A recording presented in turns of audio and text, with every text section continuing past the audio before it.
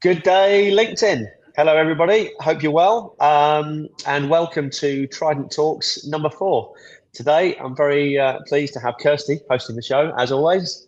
Hello, And everybody. joining us as our guest this week, or this month, sorry, Stewart Parvin, CEO of Cantiere Rossini, previously ship's captain, 20 years as yacht captain, and is now running probably one of my favourite refit shipyards. If you haven't had the opportunity to go and visit, it's quite an impressive setup. The sheds are quite astounding. But I'll maybe let Stuart talk about that in a minute. So welcome, Stuart. Thanks for joining. Thanks, Dale and Kirsty. Great to be here. Looking forward to the conversation. Great. Okay. So without further ado, jumping straight in, as I always like to do, is first of all, I'm kind of interested to know how you actually got into the industry in the first place. Did you always plan for the being on the water, or was that sort of something you fell into? I fell into, that's a metaphor. No, actually, my family were farmers in Yorkshire for at least 400 years that we could track. And so I was the oldest of 6 boys. Yeah, so I was predestined to be a farmer.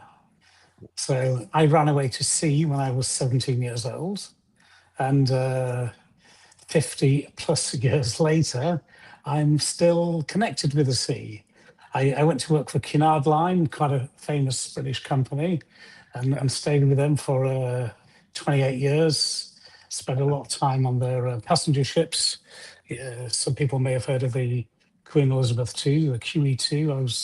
I was on that ship for 7 years, and yeah, that was a My great grandparents time. used to love that. So they sailed on her about 4 times, I think. So yes. Oh wow! Well, I may have dined Yeah. with them. Yeah, Who quite knows? possibly. Yes. Yeah. Small world. Anyway, I went to work for a couple of other cruise ship companies, and then one day I got a call from an old Greek friend of mine who was a yacht manager. Well, he'd become a yacht manager after I initially knew him, and he was Stuart. I need captain for Christina. And I'm, Christina, what's that? And anyway, that was the what's now called the Christina O. And so I literally jumped off being a cruise ship captain and had a baptism of of fire on the Christina Wow. O. Within one day, jumping straight into a yacht charter. And yeah, that was really, when I say baptism of fire, I don't mean anything bad against the boat. I mean, just obviously I didn't have all the particular specific knowledge that was necessary to do that. Yes. And Yeah. then, yeah, then I spent a long time as a yacht captain on all sorts of size boats. And in actual fact, I found my comfort zone down in the 50-meter size. So it was kind of Okay. weird. I started on the big boats and worked my way down. Okay. And the last yacht I was connected with for 14 years, but mainly as manager towards the end. And Yeah. then with the help of a group of investors, we saw a niche in the market and built Cantiere Rossini. And, today we've got, well, probably the most modern shipyard in the world, and very specifically aiming to do high quality painting. Yeah. Very Amazing. cool. So that transition, you sort of naturally migrated from being at sea to sort of shore based as you took on more of the management side. Well, it was a transition. It's a bit of a complicated story. I don't want to go into here because maybe bore Fair enough. everyone to death. Yeah. But I had to. I was doing both jobs at the same time for quite a long time, working for 2 different people. Oh, they were friends, but anyway, 2 different people. And the yard was quite challenging because, well, you won't meet many people who've actually built a shipyard. You can meet loads who've actually run one, but to build one, this site was bankrupt. It was sort of a perfect setting for an apocalyptic type zombie movie.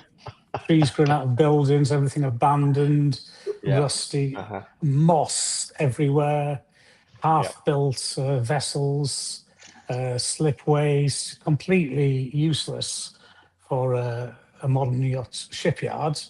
And we had to go through a long process of not only designing, engineering and costing, but the most difficult part, getting all the authorities. Italy is a fantastic country, probably the best country in the world, except for the bureaucracy. Yes. I'm sure you would argue with me that Spain's equally good. No, I've experienced both, and I will give you that one. Yes. So anyway, Okay. we finally got permission to build it. We got it all going, or at least the hard standing. We lifted our first yacht 7.5 years ago, a very memorable day. We concentrate on basically the 40 to 50 meter refit market. We laid the foundations, or the first stone, as the Italians like to call it, for our paint sheds, which you can see right behind me. That's those things there, those blue and white things. And they are truly unique sheds, just in functionality. I don't mean to come on here and kind of sell my business, but I'm just stating the fact that they're the most advanced repainting facilities in the world.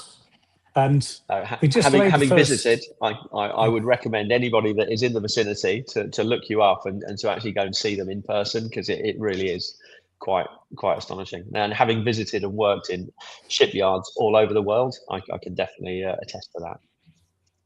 Yeah. I mean, our concept in building the yard was to try and build the best facilities possible, and then imagining the boats will just come. Obviously, it's quite a bit more difficult than that. But I was going to say, with the sheds, we laid the first stone, had the mayor down and all the dignitaries and whatever, and then, dear me, 2 weeks later, we were in the first lockdown. Wow. Timing. But, Wow. We all say, if it doesn't kill you, it makes you stronger. And, you're very strong now. Experience is a great teacher. But we still got it built within the calendar year, and we'd started building it in the third week of February. And we actually got the first 50-meter yacht inside in middle of December. So, considering two lockdowns, that was quite good. Very impressive. Amazing. Okay. Thank you very much for that. Dale, I now think Stewart has kind of given us a vague idea of just how much leadership he has had. I know, and across, from ship's captain, yacht captain, and now running a shipyard. Lots of leadership sort of from different sides. So looking back, what would you say is the one leadership lesson that you kind of learned the hard way, and that really stuck with you? Well, and I always say, that especially leadership, there's not one thing. Sometimes you don't realize you've learned a lesson until considerably later. But to try to answer the question as best as I can is get rid of toxic people. Yeah. Right. Okay. Obviously, maybe I should expand on that a bit, because that makes me sound a bit medicine and perhaps a nasty person. But if you leadership, I don't think is it's not a gung ho thing. It's not a big noisy thing. It's a quiet, consistent process that never stops. And if there's such a thing as a great leader, it means he's got a great team. There's no question about that. And sadly, the toxic thing, it often happens. You employ somebody who's a bit of a rock star, in whatever field, be a project manager or a sales director, could be your HR, whatever it is. Yeah. And you're in the recruitment business, so you know about this now. And in fact, just so everybody knows, when you do a recruitment with Proteus Professional, they have this really it looks a bit wacky to start with. They make you do this behavioural analysis test, to check you and the person that's going to be employed is potentially compatible. And that's really, although I made fun of Dale when he made me do that, it's a really good thing because it doesn't matter what a rock star you've got, toxicity in the workplace it's an absolute net negative, and it just drags everything down. And it's just not worth it. Life's too short for that. So that's my advice. Get rid of toxic people. Yes, cool. And I mean, have you, I guess you've learned from that the hard way. And I guess you've had people in the past that maybe you kind of look back and said, when you actually make the decision, you kind of bring that side and it's like, oh, we should have done that a long time ago, kind of thing, isn't it? No, oh, absolutely. You make excuses for them. Oh, they're just a bit of a character. Oh, they're a bit quirky. Oh, he was only joking. That type of thing. Yes. To be honest, I haven't seen this so much on land. I've spent most of my adult life as a seaman. I always think of myself as a seaman. And it's particularly on yachts this happens, because yacht cruise, there's a bit of a turnover there. There's quite a lot of churn. And you inevitably, and often you have to make very rushed recruitments, and even if you try to do as much due diligence as possible. So you occasionally get one of those toxic people, and you on a tight knit environment like as yacht crew working, you can't get rid of them too quickly. No, when you're in that confined space, it just amplifies everything as well, doesn't it? Oh gosh, yes, it absolutely does. Yeah. Okay. Cool. I'm sure there's a few stories there that probably not for here today. Okay. So moving on. In terms of the industry, and that can be from your side, from refit or the industry as a whole. What do you think are the biggest challenges that kind of the industry itself is facing at the moment? Well, that's quite a good question, and one that probably not. There's lots of things that I'd see as challenging in the industry, but if I look at it from my point of view, I think I'm in the business where hands count, and we get our hands dirty from working, not from counting money like a lot of people in the industry, right? And hands is very appropriate to answer here, because not just in the refit sector, in the yacht building sector, the new build sector, it's obvious everywhere. It doesn't matter, Germany, Netherlands, UK, and Italy. There's a shortage of people who want to get into that side of the business, who actually want to do what might be called manual labor. Everybody wants to go to university and become a doctor or dentist or something like that. Even people actually on the seafaring side, it's difficult to get people seafaring. So I really do see that as a industry-wide problem. Everybody must be suffering from this, and it's only as we all know, there's 200 plus yachts being delivered every single year, and it's and not many yachts get scrapped or have come to the end of their lives. We're continually expanding, but there isn't. I don't think there's enough people. We are. I mean, the current count, I think that there's somewhere in the region of 11,000 super yachts at 24 meters or above, and there's another almost 1,100 in build right now. So the projection, and like you say, a few hundred of those being delivered every year. Oh, sorry, when I said 200, I was talking about over 30 meters. But if you use the 24 meter threshold, I'm sure those figures are exactly correct. Yes. So there is absolutely struggling to find people. You see it everywhere, and not just in yachting either, just everywhere. So that's what kind of worries me.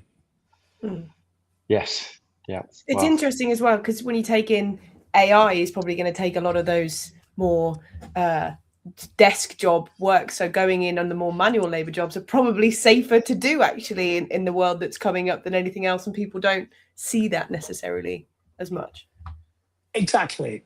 I often see stories, from various European countries. Oh, well, there's a realization that getting a trade and, becoming a plumber or electrician or something is potentially got a better return on investment than being a doctor.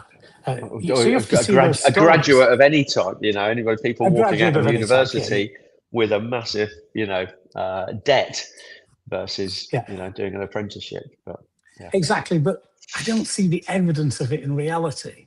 I don't see the greater availability of labour. And I hate to think what happens in, where we are, we're in one of the great yacht building hubs of the world. Our region not probably, builds more yachts than, I don't know, Germany and Netherlands combined, so we've got a huge labour pool here from the new build sector. Yeah. And still, we hit gaps every now and again. But if you're in a refit area where you don't have that pool of labour from the new build sector, it must be getting tougher and tougher. Yeah. Yeah, and I think just people going, like you say, people going into and actually attracted and going in at sort of young age now is seems to be less and less. So yeah. No, indeed. So Dale, that's your job to recruit. That's mine. Absolutely. Yes, there's and it's funny people saying, where are there any people? Yeah, well, there's lots of people out there, but it's finding the good ones. That's always the challenge. Yes. Oh yes. Yeah. Indeed. Cool. So. Fast forward to say we look at the industry and what's coming next. If we go forward 5 years, what do you think is going to have changed the most? Where do I see the industry in 5 years? That's like the classic interview question, except you're talking about the industry, not the candidates. Yeah. There's a lot of areas I could go on that one. You could talk about something very dear to my heart. Environmental issues, which I see the industry sorely lacking in. You can talk about professionalism. You can even talk about corruption. But let's not go there. I mean, the environmental side came up quite a lot in Parma at the forum a few weeks ago. Yeah. And people are saying, I was going to say, if the industry doesn't actually regulate itself, then we're going to get regulations sort of raining down on us from higher above, and it might not be to our liking. No, exactly. And indeed, I don't want to talk about the environmental thing because I've let my actions talk about environmental stuff. Our shipyards not only is built and operated really with an environmental focus, but we also measure it by doing ESG, environmental, social, governance reporting. Although we're one of the newest shipyards in the world, we're now in our 4th year of doing this. But anyway, that's not actually what I wanted to talk about, funny enough. Now, I see in 5 years that industry consolidation is going to have a profound impact. And I'm not talking simply, in my little refit sector. I mean across the board. There's so many areas, even with some of the bigger companies, where we're still a cottage industry, or we're certainly a family type industry. In this respect, actually, Italy's leading a little bit. When you look at Varese Group, the second biggest yacht builders in the world with their 7 brands, and San Lorenzo and other giants. These are companies that have had private equity pumped into them, and they're publicly listed companies. And whilst, with current news, there might be a few things going on there, but ultimately, companies being publicly listed, is a very good thing. It might shake up a lot of the cottage industry aspects of our business, but it'll bring much greater financial discipline, financial strength. Another really good example of that, in my view, is MB92. Look at the strength they have. and it's because, well, they have been very successful, but without, large financial companies behind them, it's difficult to see how they could expand. And then, of course, we've just seen, fairly well, San Lorenzo, of course, private equity, didn't have a sailing division. So what do? Go out and buy Swan, Swan. Swan. Yeah. Again, that's a type of consolidation. And then, of course, I think we were all shocked in the last few months, last year, seeing the Americans. I mean, the first wave that I think most people noticed was Marine Max, gobbling up yacht brokerage companies and other things, and kind of creating a kind of one-stop shop type business. And we're all like, I think a little bit, stunned at that. But then, of course, we saw Safe Harbor Marina, which ultimately is a small company owned by Blackstone, moving in. And apart from they've got about 150 marinas in America and a few well-known shipyards over there, then they gobbled up Monaco Marine, just like that. And I'm sure that hasn't finished either. So, and you could look at, if you look at who's the biggest yacht management company in the world, I'm not sure, so I won't bother giving my opinion on it. But I bet you they don't manage more than maybe 100, 150 yachts. Yeah, if I'm wrong about that, I'd welcome any feedback. But if you look in the shipping industry, management companies that manage 1,000 ships, and every one of them ships is got a value greater than most yachts. 1,000. And there's several companies like this. That's consolidation. I'm not saying it's going to be a comfortable thing to deal with, and it would change the face of the industry. But I see across all areas of the industry that's going to start happening. All areas. And indeed, going back to the environmental point I was tempted to talk about, if that happens, you'll start seeing environmental stuff, not just a little greenwashing initiative that some companies are so fond of. No, you'll start seeing things like ESG, which basically means non-financial reporting. Because big companies, and I can assure you, big private equity companies, this is a normal thing for them. It's not some crazy tree hugger or Stewart deciding this is a good idea. No. This is systemic. So I think if that happens, that would be quite good on the environmental front as well. So, so that's 5 years in the future. Cool. Okay. Do you think that's a good thing? I mean, I guess from the professionalism of the industry and getting away from that cottage industry side, that's something I've seen, over the last 25, 30 years that I've been in it. There's definitely the lack of regulation and, just there's no real barrier to entry kind of thing. It's if you want to work in the industry, you kind of can. But I came into the industry as a yacht captain, as I already said. I came from highly professional and really incredibly well-organized companies. And incidentally, and that was just at the turn of the millennium, who were already extreme high-level environmental. I mean, unbelievable the detail we're going to, but, and for safety and for everything else. So coming into the yachting industry, I mean, it was great. Wow, it's kind of like freedom. It's a bit the Wild West. You can kind of be who you want to be, or at least who you're capable to be, without so many constraints. It's an industry where you can really dream a lot. Don't get me wrong. In a way, I don't want the industry to become corporate, but I'm predicting that's the future. Right. Okay. Well. Interesting. Yes. So moving on, we talked a bit about, sort of leadership and lessons you learned along the way.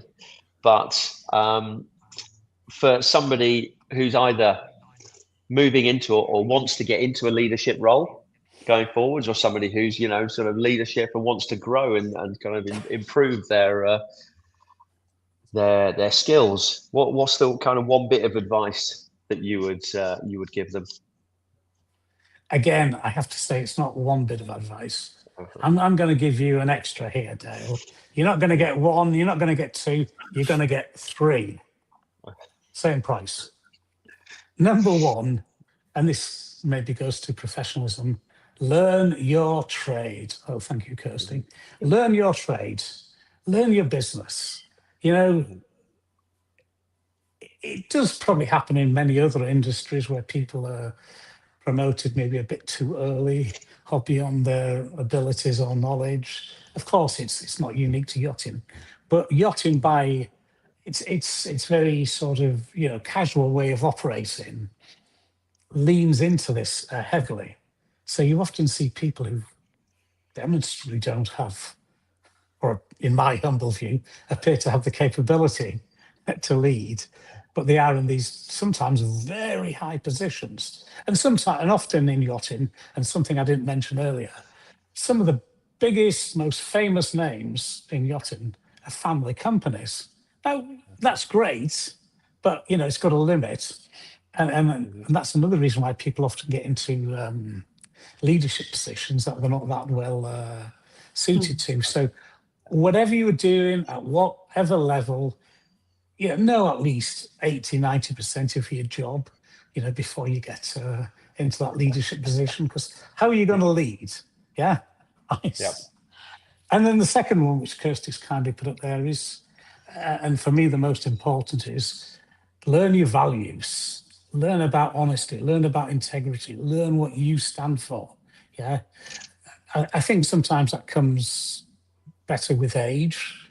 You know, I'm not trying to advocate for old people like myself, but I think that's a kind of fact. Yeah. Because if you don't have your own clear values, what sort of leader are you? You're a leader without a compass. You're a leader without direction. You've got no navigation system. Yeah. So you can lead people off the cliff, or, you know, whatever the metaphor would be. And as you get into leadership positions that have got more, you know, financial authority, more impact upon employees and contractors, and of course clients, your decisions have a lot more impacts, whether you realize it or not. So having a moral compass, you know, having values is going to, I think, well, I don't think, I absolutely know, it's going to keep you on course. Yeah. And sadly, this aspect is neglected in a lot of leadership training. It really is. And if you've got such good values, those values can spread down through your organization. It doesn't mean to say it's a one-man show or anything, but when we get into essentially things that are black and white, good and bad, you know, whatever, it doesn't usually require a manual or some leadership book you bought in the airport. No, that comes from inside. So that's really, you know, a really strong thing to telling me would be leaders. And a practical tip, despite all my yabbering on for the last 30 minutes, learn to listen. Obviously, that's generally good advice for all sorts of things. But as a leader, you need to spend definitely more time listening than talking, probably a lot more time, because one, you'll actually achieve better results because your team will feel more empowered. More of their good ideas will drift up to you, and you know, you may or may not take all the glory, but at least you'll look a little bit better. You know, there's all this type of thing. So as a practical tip, learn to listen. Okay, very good. All the Cool. bases have been covered. I love it. Fantastic. Yep. Unfortunately, though, we have reached the end of the show now. We've reached the end of our time. We like to keep it tight on timings. And so, Dale, do you want to kind of thank everybody for watching? Thanks, Stuart. And then we'll close. Cool. Yes, thank you everybody for joining us today. I hope you enjoyed that. I certainly did. Thank you, Stuart. Oh, thank you, Dale. Great pleasure to be here. Cool, and hopefully see you soon. And we will be putting on the next LinkedIn Live either at the end of June or early July. Just waiting for a guest to confirm right now from a design company. We're kind of moving it a little bit this time, so coming in from a different angle. But yes, I will keep you all posted. Thanks again, and thank you, Kirsty.